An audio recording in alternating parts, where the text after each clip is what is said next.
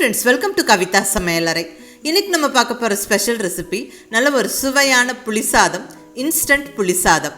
அதாவது குக்கர்ல நம்ம ஒன் பாட் ரெசிபியா புளிசாதம் செஞ்சு எடுக்க போறோங்க. ரொம்ப நல்ல டேஸ்டா இருக்கும். சாதம் நல்ல உதிரியா நல்ல மணக்க ஒரு அருமையான புளிசாதம் குக்கர்ல செய்யறதுக்கு ஒரு சில டிப்ஸ் இருக்குங்க. அதை ஃபாலோ பண்ணா போதும் பெர்ஃபெக்ட்டான புளிசாதம் பண்ணிடலாம். யூசுவலி புளிசாதம் நம்ம நல்ல சாதம் உதிரியா வடித்து புளி காய்ச்சல் ரெடி பண்ணி அதில் வேணுங்கிற அளவுக்கு எடுத்து போட்டு நம்ம சாதத்தில் கலந்துக்குவோம்.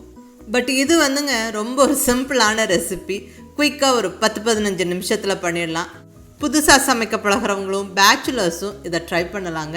ரொம்ப நல்லா பர்ஃபெக்டாக வரும். சின்ன டிப்ஸை ஃபாலோ பண்ணிக்கிட்டால் போதும். புளிசாதம் மோஸ்ட்லி எல்லாருக்குமே ரொம்ப பிடிக்குங்க. லஞ்ச் பாக்ஸுக்கும் நம்ம எடுத்துகிட்டு போகலாம். ரொம்ப நல்லாயிருக்கும். ஸோ அந்த புளிசாதம் ஈஸி அண்ட் குயிக்காக டக்குன்னு எப்படி பண்ணுறதுன்னு பார்க்கலாம் வாங்க. இப்போ ஃபஸ்ட்டு ஸ்டெப்பாக நம்ம ரைஸை அளந்து ஊற வச்சுக்கலாம். இங்கே ஒரு பெரிய டம்ளர் அளவுக்கு ரைஸ் எடுத்துருக்குறாங்க. இது கிட்டத்தட்ட 250 கிராம் இருக்கும். நான் எடுத்துருக்கிறது வந்து Sona Masuri rice, single steam parboiled rice. விருப்பப்படுறவங்க பச்சரிசியும் எடுத்துக்கலாம், இல்லை நார்மலாக வீட்டில் யூஸ் பண்ணுற புழுங்கல் அரிசியும் எடுத்துக்கலாங்க. அது நம்ம விருப்பம். அரிசிக்கு தகுந்த மாதிரி தண்ணியோட அளவு மட்டும் கொஞ்சம் மாறுபடுங்க. அது தண்ணி சேர்க்கிறப்ப சொல்கிறேன். அரிசியை நல்லா ஒரு 2-3 வாட்டி கழுவியாச்சு. இப்போ நல்ல தண்ணி விட்டு ஊற வச்சிடலாங்க. கண்டிப்பாக ஊற வச்சுருங்க. மினிமம் ஒரு 20 நிமிஷத்துலேருந்து 30 நிமிஷம் வரைக்கும் ஊற வச்சுட்டா புளிக்கரைசலோடு சேர்ந்து வெந்து வரும்போது பர்ஃபெக்டாக வெந்திருக்குங்க. அடுத்தது புளியோட அளவு அழுத்தி பிடிச்சி ஒரு பெரிய நெல்லிக்காய் சைஸ் புளி அல்லது சின்ன எலும்பிச்சம்பழம் சைஸ்ன்னு சொல்லலாங்க. 250 கிராம் அரிசி எடுத்துருக்குறோம். ஸோ இந்த அளவுக்கு நெல்லிக்காய் சைஸ் புளி எடுத்தால் போதும். அதை நல்லா ஊற வச்சு நல்லா கரைச்சி வடிச்செடுத்து வச்சாச்சு. அதாவது நம்ம அரிசி அளந்த டம்ளரில் 1 டம்ளர் அளவுக்கு புளிக்கரைசல் ரெடி பண்ணி வச்சுட்டேன். அடுத்தது புளிசாதத்துக்கு ஒரு ஸ்பெஷலான பொடி சேர்ப்போங்க. அதை சேர்த்தா தான் டேஸ்ட்டும் வாசனையும் பர்ஃபெக்டாக இருக்கும். இப்போ இங்கே ஒரு தாளிப்பு கரண்டியில் 1 டீஸ்பூன் அளவுக்கு வெந்தயம் சேர்த்துக்கிறேன். கூடவே ஒரு 1/4 டீஸ்பூன் மிளகு, 2 டீஸ்பூன் அளவுக்கு வர கொத்தமல்லி, கொரியாண்டர் சீட்ஸ். இதை நல்லா வறுத்து விட்டுருவோம். ஸ்டவ்வை சிம்மில் வச்சுக்கிட்டு பொறுமையாக வறுத்து விடுங்க. அதாவது இந்த ஸ்பைசஸ் எல்லாம் கரிஞ்சிடக்கூடாது, லைட்டாக செவந்து வாசனை வரணும். இப்போ அடுத்ததாக இதில் 2 வரமிளகாய் சேர்த்துக்கலாங்க. இது போக மிளகாயெல்லாம் போட்டு நம்ம தாளித்து விட போகிறோம். இங்கே இந்த பொடியில் ஒரு 2 வரமிளகாய், அடுத்தது ஒரு 2 கொத்து ஃப்ரெஷ்ஷான கருவேப்பிலை, கூடவே ஒரு 5-6 பீஸ் பெருங்காயம், கட்டி பெருங்காயம் சின்ன பீஸஸாக இருக்கிறத சேர்த்தாச்சு. இதை மிஸ் பண்ணாமல் சேர்த்துக்கோங்க. அப்போ தான் டேஸ்ட் நல்லாயிருக்கும். இந்த வெந்தயம், பெருங்காயம் இதெல்லாம் இந்த புளிசாதத்துக்கு நல்ல ஒரு டேஸ்ட்டு கொடுக்குங்க. இப்போ நல்லா வறுபட்டுருச்சு. அந்த வெந்தயம்லாம் செவந்துருச்சு பாருங்கள். இப்போ இது ஒரு மிக்ஸி ஜாரில் போட்டு விட்டுட்டு அடுத்ததான் நம்ம எள்ளை வறுத்து எடுத்துக்கலாம். இப்போ தாளிப்பு கரண்டி நல்லா சூடாக இருக்குங்க. அதில் 1 டீஸ்பூன் எள்ளு போட்டு விட்டுருக்குறோம்.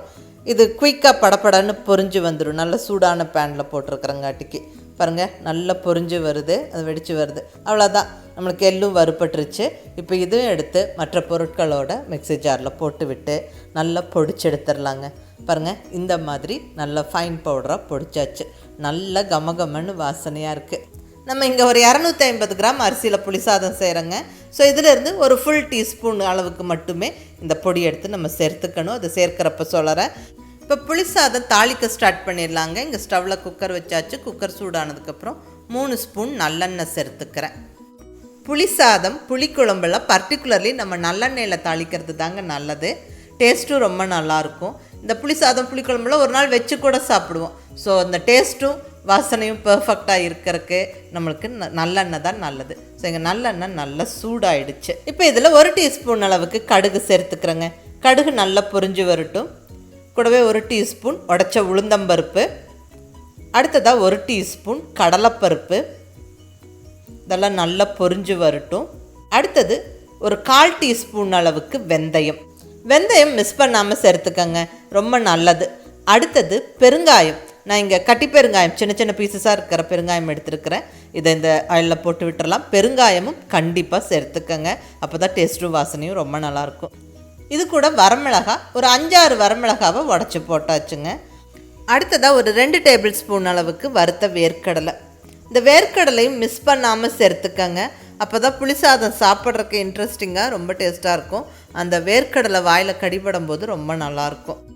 இந்த வேர்க்கடலை எல்லாம் நல்லா இந்த ஆயிலில் வறுப்பட்டால் தான் டேஸ்ட் ரொம்ப நல்லாயிருக்கும். ஸோ நல்லா பொறுமையாக வறுத்து விட்டுருங்க. அடுத்ததாக ஒரு 10 முந்திரி பருப்பு சேர்த்துக்கிறேங்க. உடச்ச முந்திரி பருப்பு. முந்திரி பருப்பு சேர்க்கிறது ஆப்ஷனல். வேணும்னா சேர்த்துக்கங்க, இல்லைன்னா ஸ்கிப் பண்ணிவிடுங்க. பட் முந்திரி பருப்பு சேர்த்தா ரொம்ப நல்லா டேஸ்ட்டாக இருக்கும். பாருங்கள், அந்த பருப்பெல்லாம் நல்லா செவந்துருச்சு, நல்லா வறுபட்டுருச்சு. இப்போ கருவேப்பிலை போட்டு விட்டுறலாம். நல்ல ஒரு 2 கொத்து ஃப்ரெஷ்ஷான கருவேப்பிலை. அகைன் நல்ல ஒரு நிமிஷம் வறுத்து விட்டுறலாங்க. இப்போ நம்ம மஞ்சள் பொடி சேர்த்துக்கலாம். ஒரு 1/4 டீஸ்பூன் அளவுக்கு மஞ்சள் பொடி சேர்த்து நல்லா கலந்து விட்டு நல்லா வறுத்து விட்டுறலாங்க. இப்போ இந்த ஸ்டேஜ்லேயே நம்ம ரெடியாக வறுத்து பொடிச்சு வச்சுருக்கிற அந்த புளியோதரை பொடி சேர்த்துக்கலாம். அல்லது ஃபைனலாக சாதம் வெந்ததுக்கப்புறமும் சேர்த்துக்கலாங்க. நான் சாதம் வெந்ததுக்கப்புறம் சேர்த்துக்கிறேன். ரெண்டுமே நல்லாயிருக்கும், அது நம்ம விருப்பம். இப்போ புளிக்கரைசல் சேர்த்துக்கிறேன். அதாவது ஒரு நெல்லிக்காய் சைஸ் புளியை ஊற வச்சு கரைச்சி வடித்து வச்சுருந்த 1 டம்ளர் அளவுக்கு புளிக்கரைசல் சேர்த்தாச்சு. நல்லா கலந்து விட்டுருவோம். புளிக்கரைசல் நல்ல ஒரு கொதி வரட்டும். இப்போ சாதம் வேக வைக்கிறதுக்கு தண்ணி சேர்த்துக்கலாங்க. நான் இங்கே 1 டம்ளர் புளிக்கரைசல் சேர்த்தாச்சு. அகைன் 1 டம்ளர் தண்ணி சேர்த்துக்கிறேன். அதாவது 1 டம்ளர் சோனா மசூரி ரைஸுக்கு 2 டம்ளர் தண்ணி. வீட்டில் நார்மலாக வைக்கிற புழுங்கல் அரிசியாக இருந்தால் 2.25 சேர்த்துக்கங்க. பச்சரிசினா கொஞ்சம் தண்ணி அளவு கம்மி பண்ணிக்கோங்க, அரிசிக்கு தகுந்த மாதிரி. அடுத்தது தேவையான அளவு உப்பு. இங்கே புளி நல்லா சேர்த்துருக்குறோம். ஸோ உப்பு கொஞ்சம் தூக்கலாக பிடிக்கும், அதுக்கு தகுந்த மாதிரி சேர்த்துக்கோங்க, உங்களுடைய டேஸ்ட்டுக்கு தகுந்த மாதிரி. நல்லா கலந்து விட்டுட்டு செக் பண்ணிக்கோங்க. இப்போ பாருங்கள், தண்ணி நல்லா கொதிச்சிருச்சு. இப்போ நம்ம ரைஸ் சேர்த்துடலாங்க. அதாவது கழுவி ஊற வச்சுருந்த ரைஸை தண்ணியை வடிச்சிட்டு சேர்த்துக்கலாம்.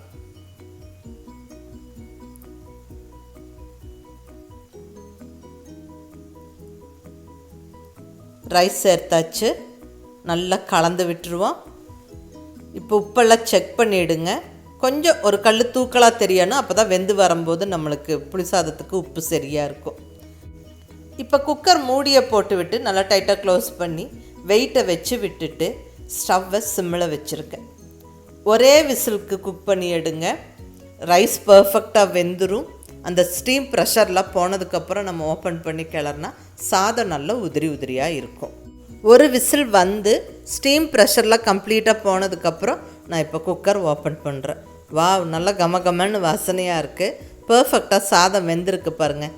இப்போ நம்ம பொடிச்சு ரெடியாக வச்சுருக்கிற அந்த புளியோதரை பொடியை சேர்த்துடலாங்க. இது நல்லா ட்ரை ரோஸ்ட் பண்ணி பொடிச்சிருக்கிறோம். வாசனை கமகமன்னு இருக்கும். இப்போ இந்த சூடாக இருக்கிற சாதத்து மேலே போட்டு விட்டுடலாம். நல்லா ஒரு ஃபுல் டீஸ்பூன் அல்லது 1.5 டீஸ்பூன் போட்டுக்கோங்க. நம்ம இங்கே 250 கிராம் ரைஸ் தான் சேர்த்துருக்குறோம். மீதி எடுத்து நம்ம ஸ்டோர் பண்ணி வச்சுக்கிட்டோம்னா அந்த பொடியை அடுத்த தடவைக்கு யூஸ் பண்ணிக்கலாம். இப்போ பொடி போட்ட உடனே கிளறக்கூடாது, அப்புறம் ரொம்ப குழஞ்சிரும். ஒரு 5 நிமிஷம் விட்டுட்டு கிளறுங்க. மெதுவாக கிளறி கொடுங்க. ஏன்னா சாதம் ஆற தான் நம்மளுக்கு புளியோதரை நல்லா உதிரியாக இருக்கும். குக்கர் ஓப்பன் பண்ண உடனே சூடாக கிளறினோம்னா சாதம் குழஞ்சிரும். ஸோ கொஞ்சம் ஆற விட்டுட்டு அதுக்கப்புறம் கிளறுவங்க.